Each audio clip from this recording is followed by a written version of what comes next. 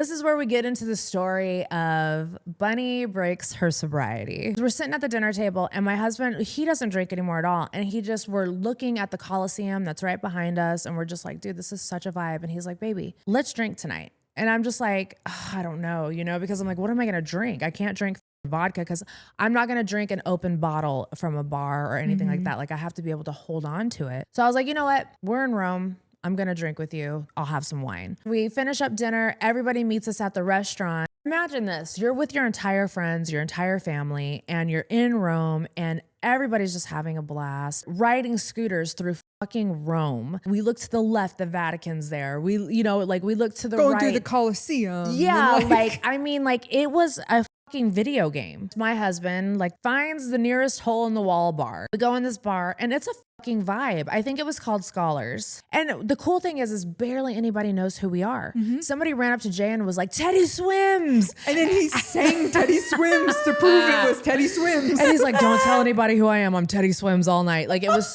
so funny, dude, right? My husband is ordering shots for the bar and he turns to me and he's like, baby, come on, just one more drink. And I'm like, fine. I'm like, if you can get me my own bottle of Pinot Grigio that I can carry with me and that I can pop the top off of, I'll drink with you. Now, this is where we need to have the discussion of my sobriety. I think a lot of people think that I was an alcoholic in my former life, and that wasn't my drug of choice. My drug of choice was cocaine and Xanax. Those were my vices. Alcohol was just always prevalent because I grew up in Vegas. I never had a problem with alcohol. Yeah. Everybody has their own idea of what sobriety is.